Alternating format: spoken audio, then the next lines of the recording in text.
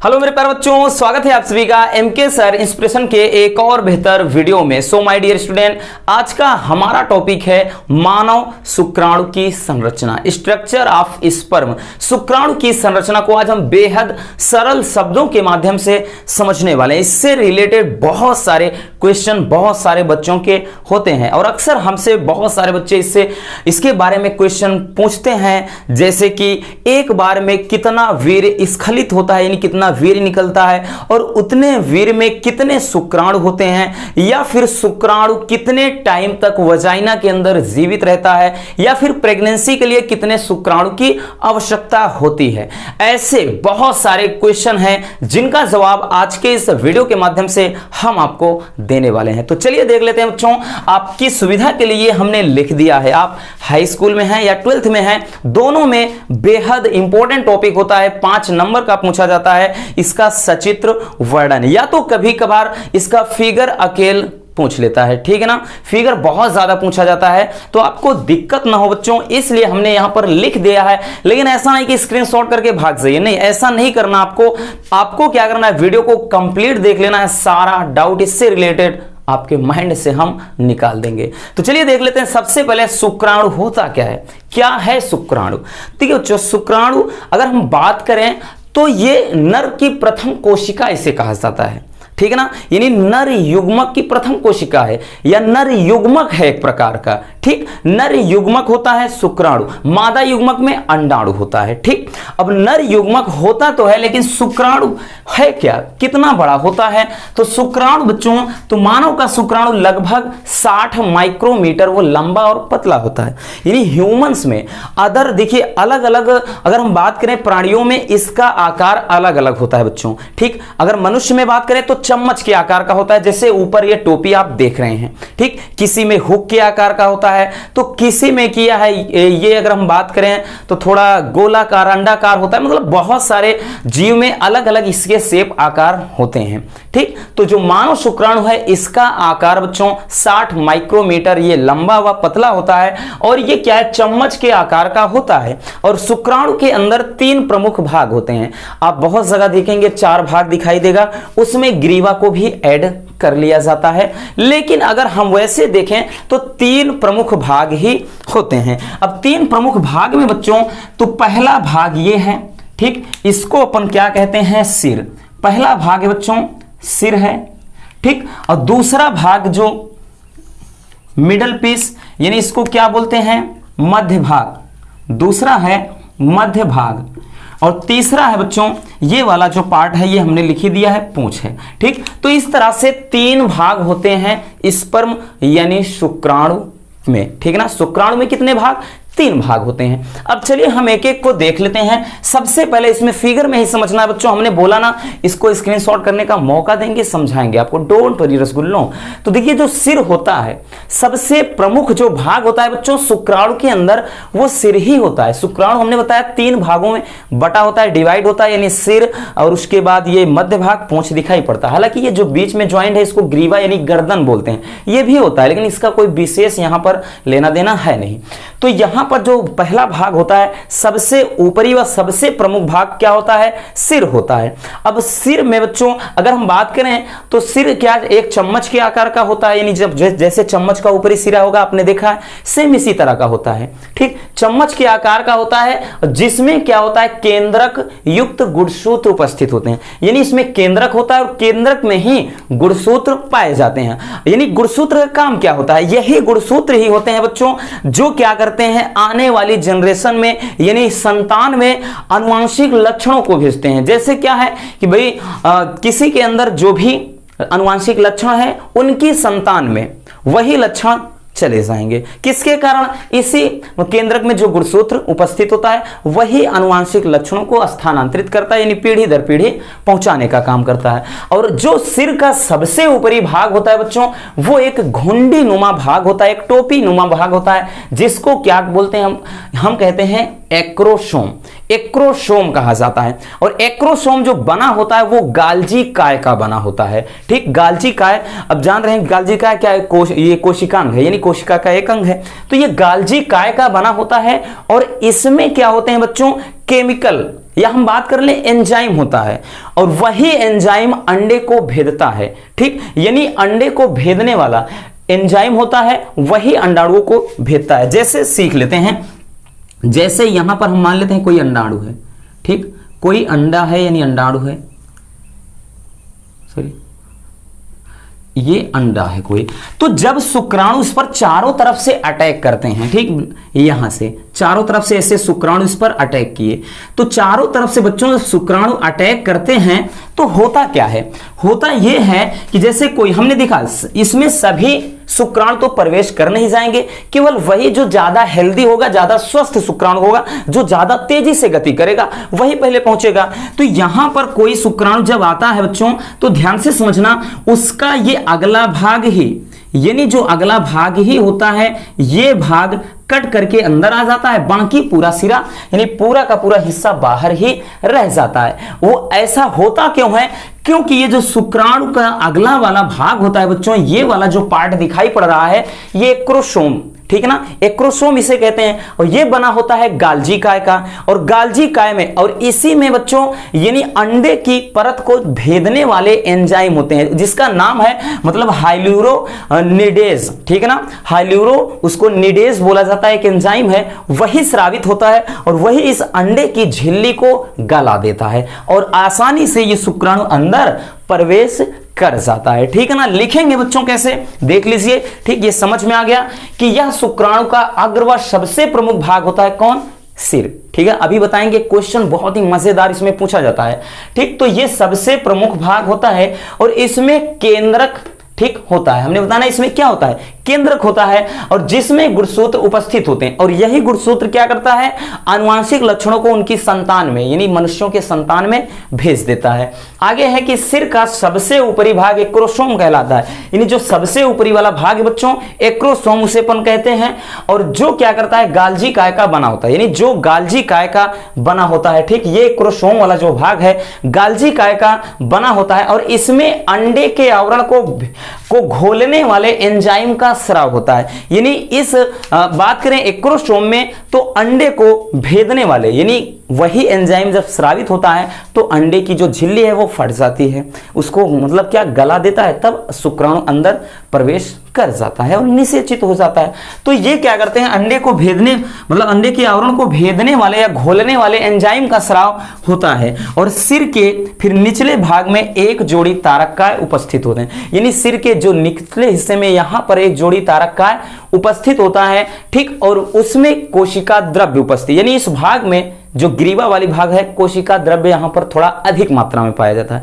अब एक क्वेश्चन जो हमने बोला, क्वेश्चन ये पूछा जाता है, मजेदार है, पूछता है कि यदि शुक्राणु के सिर वाले भाग को या शुक्राणु के एक्रोसोम को काट कर निकाल दिया जाए देन क्या होगा। क्वेश्चन बनता है, एनसीईआरटी में पूछता है कि यदि शुक्राणु के एक्रोसोम भाग को काट कर निकाल दिया जाए तो क्या होगा।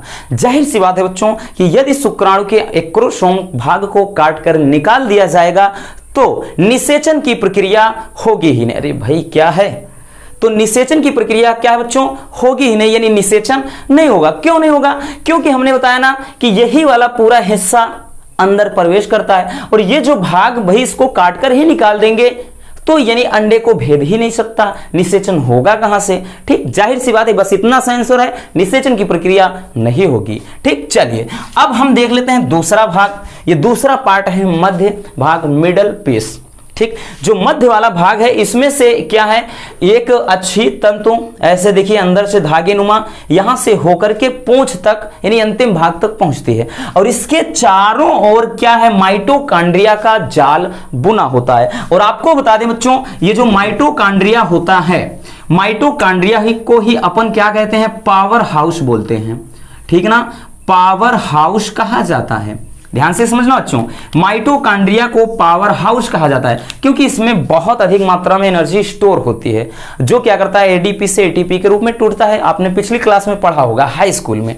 ठीक, तो ये माइटोकॉन्ड्रिया होता है, ये इसको पावर हाउस कहते हैं। यानी ये करता क्या है बच्चों, शुक्राणुओं को वीर के अंदर भागने के, देखिए वीर अलग चीज है, वीर एक दूधिया रंग का एक तरल पदार्थ है, ठीक है ना, जो मतलब जिसके अंदर शुक्राणु तैरते हैं, शुक्राणु उसी के अंदर तैरते हैं उस तरल भाग में, क्योंकि शुक्राणुओं को तैरने के लिए एक माध्यम चाहिए भैया। जैसे मछली है, चलने के लिए उसको तैरने के लिए पानी चाहिए, वैसे शुक्राणुओं को चलने के लिए तैरने के लिए एक माध्यम वीर्य चाहिए। वीर्य एक तरल चिपचिपा गाढ़ा पदार्थ होता है, बस इतना आपको पता होना चाहिए। तो ये क्या करता है, जो माइटोकॉन्ड्रिया है शुक्राणुओं को तेजी से दौड़ने के लिए एनर्जी देता है, यानी उसको ऊर्जा प्रदान करता है। किसको? शुक्राणुओं को। ठीक है ना। तो लिखेंगे कैसे बच्चों, ध्यान से समझना।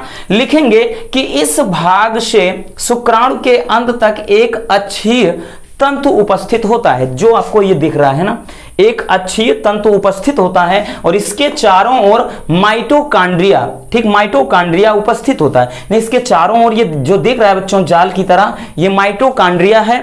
ये चारों ओर माइटोकॉन्ड्रिया का जाल बुना होता है। आगे लिखेंगे कि क्या करता है, जो शुक्राणुओं को गति करने के लिए ऊर्जा प्रदान करता है, यानी शुक्राणुओं को तेजी से दौड़ने के लिए एनर्जी कौन देता है, तो माइटोकॉन्ड्रिया देता है। ठीक, तो ये रहा दूसरा वाला भाग। ठीक, अब तीसरा भाग है पूंछ। तीसरा भाग जो पूंछ है, तो ये सबसे शुक्राणु का सबसे अंतिम शिरा होता है, यानी अंतिम भाग होता है, और ये सबसे लंबा भाग भी होता है बच्चों। शुक्राणु का सबसे जो लंबा भाग होता है, यानी यही क्या होता है, पूंछ होता है।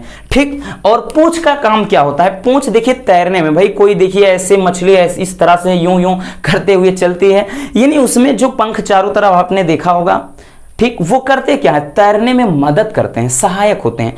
व्यक्ति भी देखिए जब जो होते हैं ना, कि जो पानी के अंदर जाते हैं, ठीक है ना, जिसको गोताखोर बोलते हैं, वो पैर में देखिए इस तरह से यानी पंख की तरह लगाए रहते हैं, जैसे ऐसे ऊपर नीचे होता रहता है। तो वो पानी के अंदर क्या करते हैं, मतलब जब एक इस तरह से कोई चलता है तो वो उसके मतलब उसको आगे की ओर प्रेशर देते हैं, आगे की ओर धकेलने का काम करते हैं। तो ये जो शुक्राणु का सबसे निचली हिस्सा होता है, ठीक, थोड़ा लंबी संरचना होती है, जिसको पूंछ कहा जाता है। ठीक, और इसके चारों ओर भी क्या है, एक झिल्ली नुमा आवरण होता है, और यह शुक्राणुओं को तैरने में मदद करता है और कुछ भी नहीं है। ठीक, पूंछ का काम ही यही है कि तेजी से शुक्राणु मतलब इस तरह से ऐसे तेजी से तैर सके।